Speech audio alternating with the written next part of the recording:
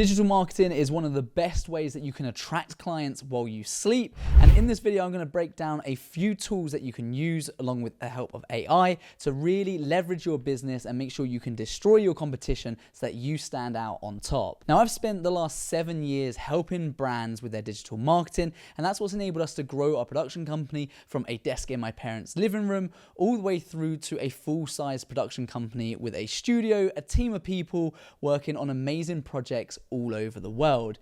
And that comes down to the fact that we understood digital marketing. We understood the strategies, what people were looking for, and how to connect brands with their customers so that they could generate a good return on their investment. Now, digital marketing is split into strategy and tactics. And most people rush straight to the tactics because that's the doing thing. That's where they go and set up their email sequences. That's where they go and post on social media. That's when they get videos created for their businesses, just for it all to fail. They literally get 1 or 2 likes on their post, even though they've been told the algorithm loves posting daily. They create a video that gets a bit more engagement, but still doesn't get anywhere near the return on investment they were hoping for. And their emails are all ending up in the spam folder with no replies.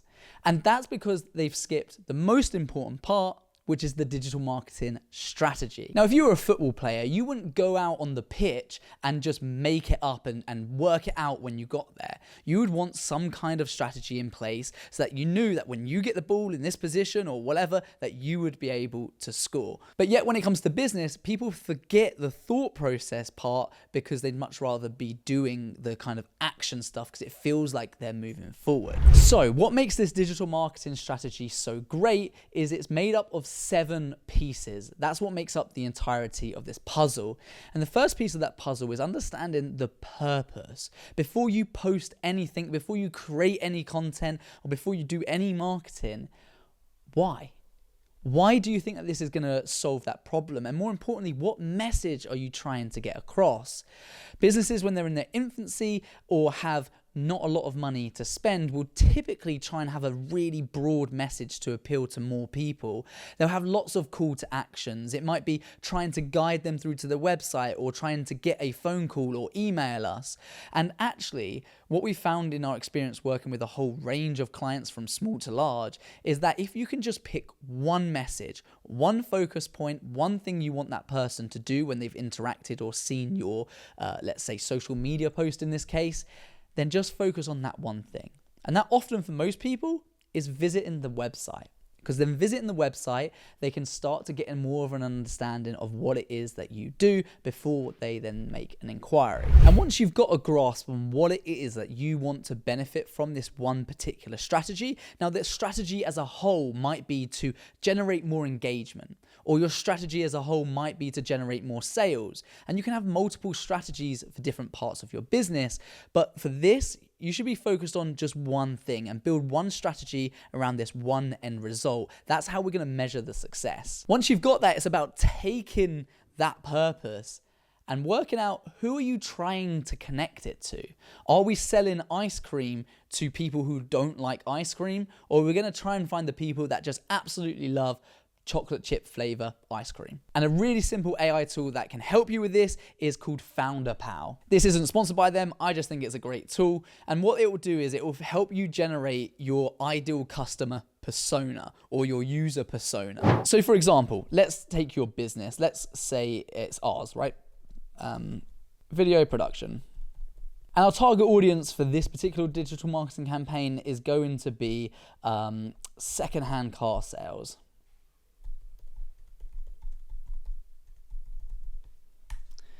Literally takes about 10 seconds and it's going to generate an ideal customer persona that gives us more information by scraping the data on the internet and putting it all into one easy to understand document. And what people forget is that your audience are people. They're not just numbers. They're not just figures in your database waiting to spend money with you or number of leads. They are actual real people. So by doing this, it creates a real life persona. So Jake is a secondhand car salesperson and is passionate about providing high quality cars to his customers. He understands the importance of trust and transparency in the car buying process and strives to build long-term relationships with his clients. Now, having a background in this industry, I know that that is spot on, and I can already start to pull out some things that we can help better position our marketing strategy. So for instance, they understand the importance of trust and transparency. Now for me, what's the best tool for building transparency and trust? Video, right? So I already know that that's an angle that we can go in. Now over on the right-hand side here, we've got the problems that Jake finds. So for instance, he struggles to find the right target audience. He wants to reach his customers who are looking for a vehicle, but he's not sure how to effectively target them and reach them. So again, this is true in my situation for experiencing and dealing with these people. So I would also think about maybe I would start to offer them one of our marketing services as well. But first and foremost, I will be selling video production, and then we'll move on to those other things. And as we go on, it outlines the pains that he currently has. So limited brand exposure, difficulty attracting and retaining customers, lack of understanding of customer preference and needs. Then we've got the goals that he's trying to achieve, benefits, triggers, and barriers. You'll go through and do this for your own business, but this points you in a really good direction. Now, what I do say is, like any AI, it gets you 70 or 80% of the way there, but you can always back it up with some real market research by simply picking up the phone and asking these people a few questions that will help guide you in the right direction.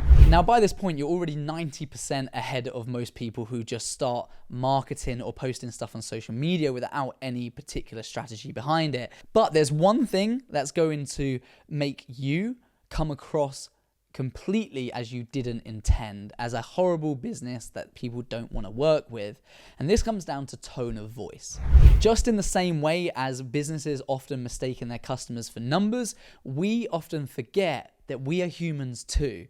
And we try to articulate ourselves in this very often salesy way to get our point across, telling people do this, do that. And we simply wouldn't have those conversations with people on the street. So when we think of a tone of voice, the best way to imagine this is, who is your business celebrity? Now, for us, we would pick someone like Stephen Bartlett. Stephen Bartlett is a credible figure. He's knowledgeable, but he has a huge amount of empathy. He has the ability to listen, to understand other people's points of views, and then make a calculated decision on the best result for that person. As well as many other factors that we enjoy personally about someone like Stephen Bartlett, your business celebrity is going to be slightly different. So who is it that, if your business was a person and a celebrity at that, who is that for your business that's going to put you in the best light? Because once you understand that, when you're writing your blog post, you're doing your website, SEO terms, anything, you start to write in the voice of that person to make sure you come across in the right way. If it doesn't sound like something they would say, then it's probably not the right fit for your business, and certainly not the right fit for this digital marketing strategy.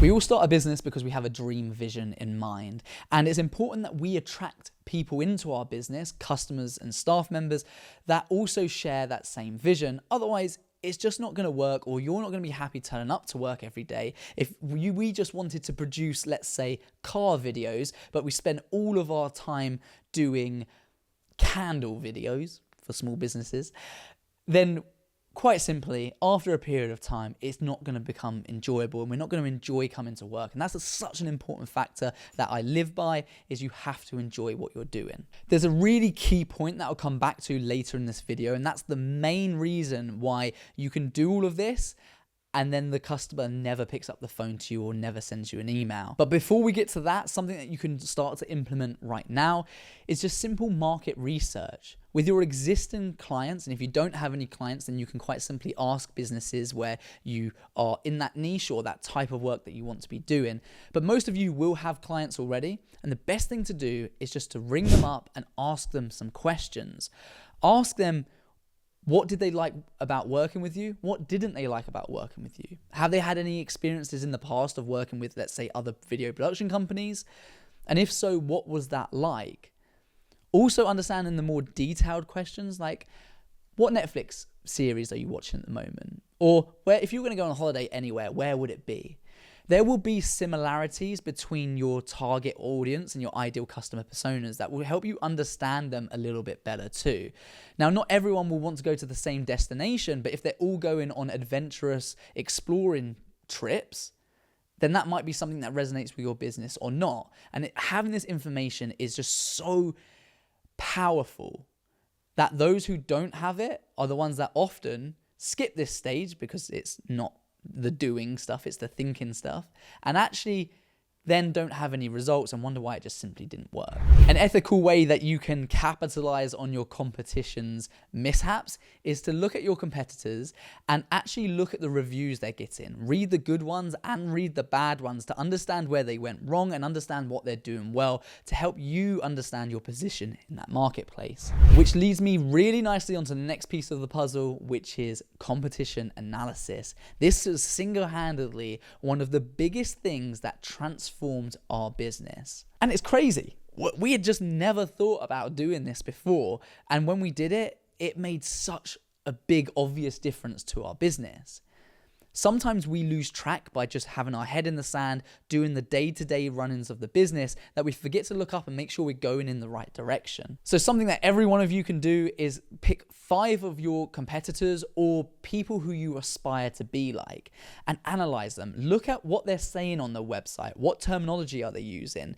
What kind of things are they saying in their social media posts? Are they running any ads at the moment? And a really quick way that you can find that out, by the way, is simply go to their Facebook page. And I've just picked Atomic Skiing. I used to be sponsored by them many years ago.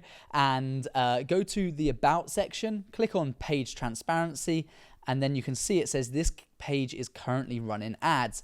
Click on See All, and then you will be able to go to Ad Library down here. When it opens up the ad library, you can see all of the adverts they're running. And it gives you then an idea, if this is a competitor, for instance, what type of terminology they're using, what kind of content they're using, and then you can really think about how you can maybe adapt or align that, if that's your aspirational goal, that is, with this digital marketing strategy. One of the best things you can do is plot this on a graph and start to position where you are in terms of, let's say, your pricing and your quality of work versus everyone else that you know around you that's a competitor.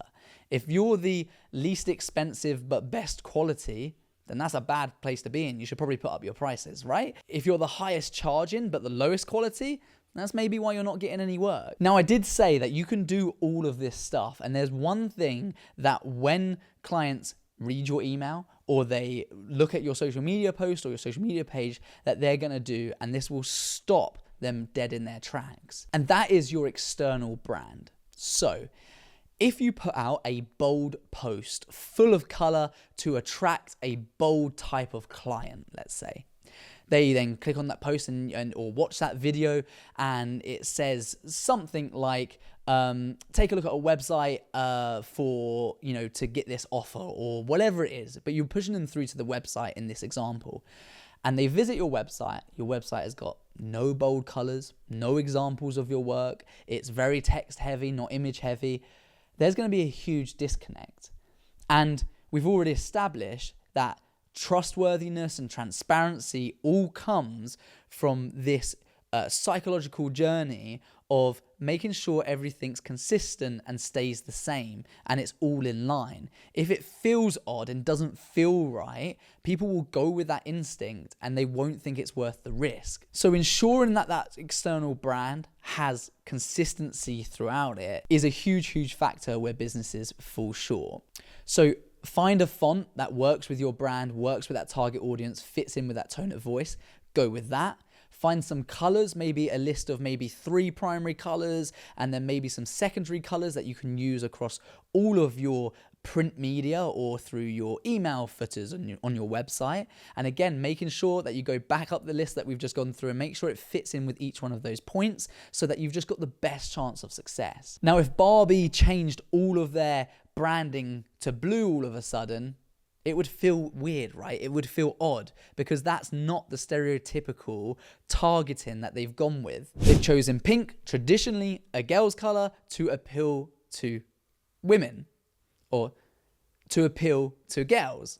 And in something like such a simple example like that, it just goes to show something as simple as a color. If you get that wrong for your desired target market, then that can have a real big impact on your future sales and the return of investment that you get out of your digital marketing efforts. Now, I should probably mention, that absolutely nothing I've said will work without consistency across the board. If you just post one video and expect to get a huge return on investment, it's not going to happen. You're going to need to be warming up that audience, posting regularly, making sure that, you wouldn't just send one email to a lead hoping that they would buy from you straight there and then. You would need to follow up.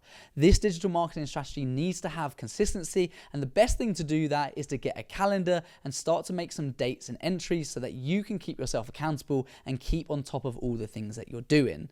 If you do follow this process, you're going to have some huge results. So if you want to see some digital marketing tactics, and take a look at this video. This is Josh. We invested $500 into his business and got it turned into a $10,000 video production machine. Or if you want to unlock the secrets of video marketing, then take a look at this video right here. I'll see you there.